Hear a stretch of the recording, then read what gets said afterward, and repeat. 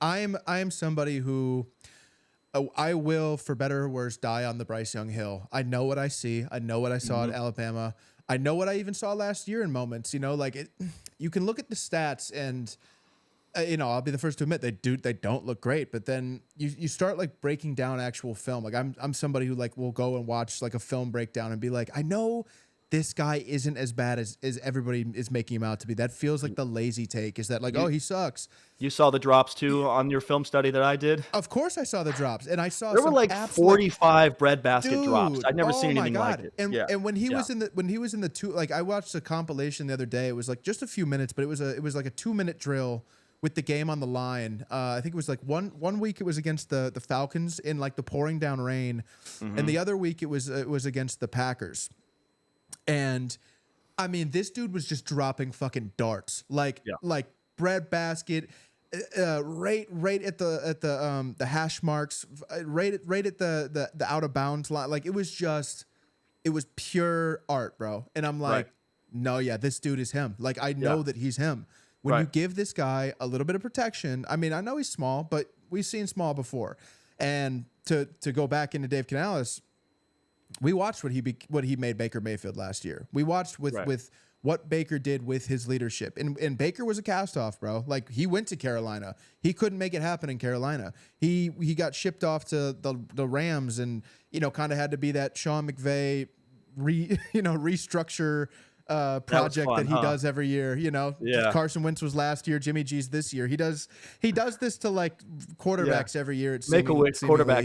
Make-A-Wish quarterback for sure. And he goes and he signs with the Bucks, and I think the expectation was very low. Everybody's just like, yeah, I mean, Baker kind of sucks. Like he's a bust. He's a bust. But Baker's similar, right? It's like, I know what I watched in Cleveland. I know I didn't watch a bust. Like, did I watch like a Super Bowl winning quarterback? Like, probably not. But I definitely, I don't know. This guy won a playoff game for the Cleveland fucking Browns after. People were talking brazy about Baker last year with the Kyle Trask discussions. Yeah, he was going toe to toe with Mahomes for a minute there in that playoff game. Like, so, and Canales, I didn't actually realize this, which is a little interesting tidbit for our next video, but Canales was actually the one who designed the system that saved Geno Smith's career, not Shane Waldron. I did not know that Canales was the quarterback's coach that year that Geno had that like breakout, like oh man, maybe he's not trash year. The year where Geno didn't write back. That was Canales' brainchild.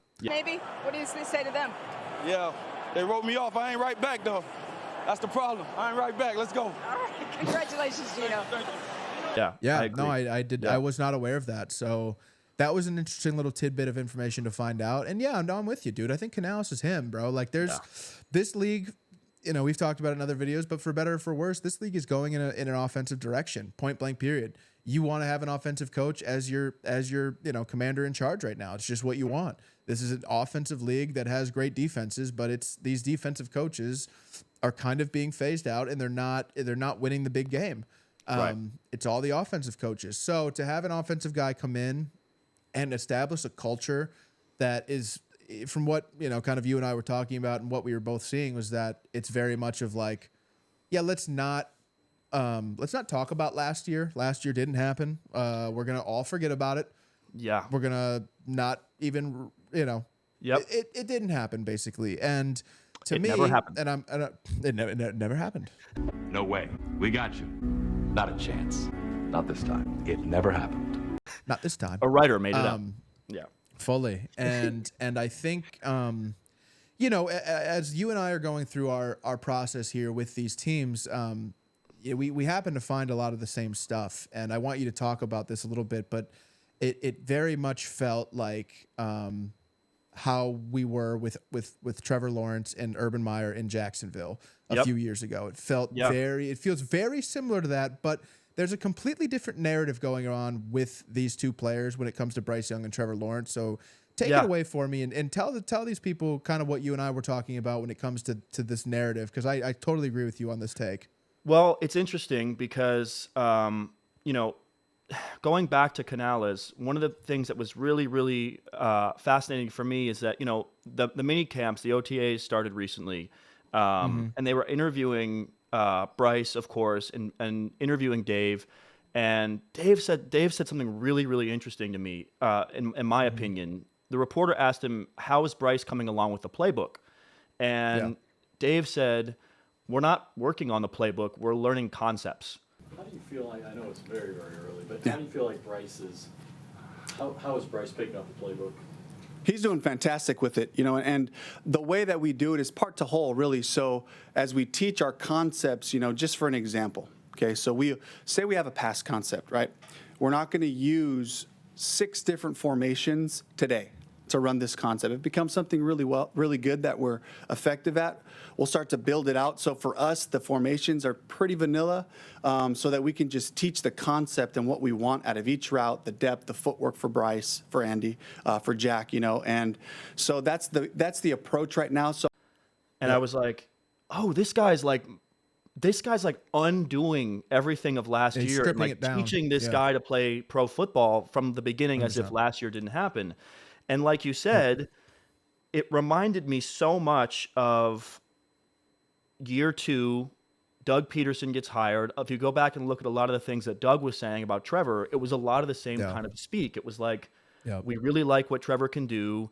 I'm really excited to see the step forward that he is going to take this year. Like, it was matter of fact, and Canales was matter of fact about Bryce. And Bryce put on some size, and it was interesting hearing this, and a light bulb went off for me because, we've talked about this so much on the show, but it's part of the reason why we decided to pick up a microphone and get into this, because you and I have been following, the ESPNs, the FS1s, the popular YouTube shows, and I won't call anybody out, right? But you know what I mean. And I think these people do a really good job of providing entertainment and packaging things in a way that, they know that you guys are busy, that you guys have full-time jobs, you have commutes. So what can we package into something that's good television entertainment and then sell to you guys as fact? And I'm starting to learn how much I've bought into certain narratives subconsciously without really doing my homework and being like, no, like I heard it on First Things First. Like, I heard it on Pardon the Interruption. You know what I mean? It's like, that's what it is. And, CBS Sports, and we'll pull it up, but CBS Sports just recently put out another mock draft for next season, a new one. And I'm seeing this everywhere. We already did a video on this, but I have to nail it home, where the Carolina Panthers next season are picking number 1 overall and taking a quarterback. This time it was the Georgia kid. And I'm looking at it and I'm like, God, we're writing off Bryce already. Like, they brought in a new O-line. They brought in a new set of receivers. They have a head coach hire that I like, and we're just assuming this team's going to be the worst ever and Bryce is a bust already. Why weren't we doing that with Trevor? Trevor's rookie season must have not been as bad as Bryce's. And this is where my mind is going. I'm like, that's only a couple years ago, but I don't remember the details. So I decided to look it up. Trevor Lawrence had 12 touchdowns, 17 interceptions, 3,600 yards passing, and had a passer rating of 71.9. The Jaguars finished 3-14 that season. They were the worst in football. They picked first in the draft the following season, and Urban Meyer was fired before the season ended after going 2-11. Sound familiar? This past sure season, does. Bryce had 11. Familiar. Bryce had 11 touchdowns, 1 less than Trevor. He had 10 interceptions. That's 7 interceptions less than Trevor. He had less passing yards, but also missed a game. And his passer rating was actually better. It was 73.7, still bad. Panthers went 2-15, and Frank Reich was fired after going 1-10. So I ask, why was it after Trevor's rookie year, a SWAT team would raid your house and steal, like, take you away, right, in chains, and steal all of your saved game tape of Trevor Lawrence if you suggested that Trevor diarrhea pooped all over the bed his rookie year, which he did. Yet, if you watched any of these shows, like I watch, like you guys watch, we all tune in sometimes to these. It was Nick Wright, right? He's the prince who was promised. I would ask that you please rise. And yes, fellas, you guys can come join us. Please rise. Oh, yeah, it wouldn't be the prince who was promised. Thank you. And as quickly as you rose, I now ask that you do this. Bend to the knee. Not bend to the knee. The knee. It's Colin Cowherd having him on for interviews and being like, we want to talk about, how Urban Meyer kind of screwed you last year. Like, we know you're going to have a good year too, right? And it's like, you have Skip Bayless going on and being like, I'm not done with Trevor. It's threat to the top of the hierarchy of quarterbacks, where at some point he is so good because he's 6'5" and he's got he's got easy velocity. He's got effortless velocity. That I think we're going to be talking about him as a threat at some point to Mahomes and Burrow and Tua and whoever else, Josh Allen, you want to put at the top. Yeah, you will, Skip. I think when you look at where he was at as a rookie, in the situation he was put in as a rookie is totally different than now with Coach Peterson. It's just a different situation. So it's the same story, and I'm seeing this year these same guys. There's no talk on Bryce. They're already projecting the Panthers to finish last. They're already projecting the Panthers to draft a new quarterback, and I'm like, why is this? And it's part of my frustration with the narrative media-wise in general is it's because these people all put their reputational stake on the line. Trevor's final 2 years in college, pre-draft, generational, post-draft, generational. Preseason, it's all we heard was the Jacksonville Jaguars are coming this year. Trevor's going to change the league. He's the new Mahomes. He's the new Luck. He's the new Brady. And he came out his rookie year and diarrhea pooped everywhere. And these guys got a bailout of a lifetime that he came out in year because they doubled down now. They told us we can't talk about the rookie year. We can't talk about the rookie year. And they circled the wagons, and Trevor Lawrence played his best stretch of football, his second season with Doug Peterson, and they made the playoffs. They won a playoff game and actually competed in Arrowhead with the eventual Super Bowl champion Kansas City Chiefs. 100%. Yep.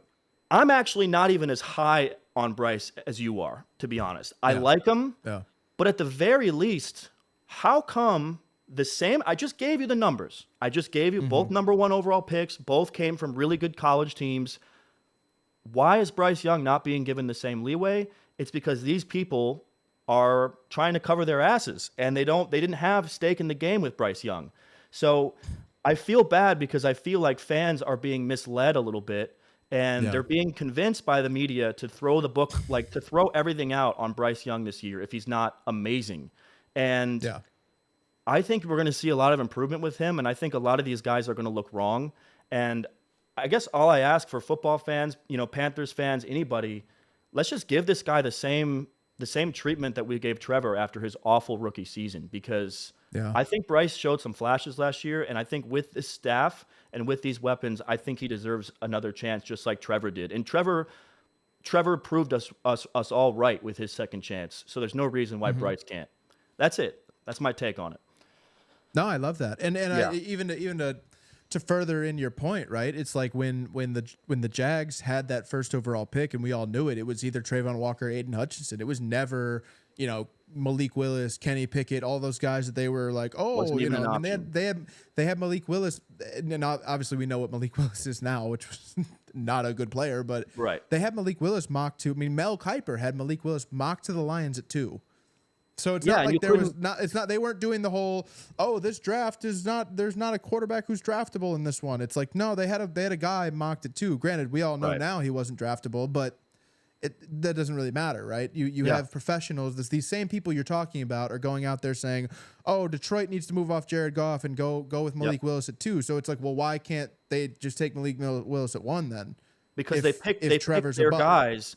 And they package their narratives knowing that you're not going to double check around 100%. This. And then they shove it out to you and they go, this is what is happening. Don't worry about it. Don't check on it. Just subscribe to our stuff. Keep buying the ESPN package. Keep tuning in the mornings.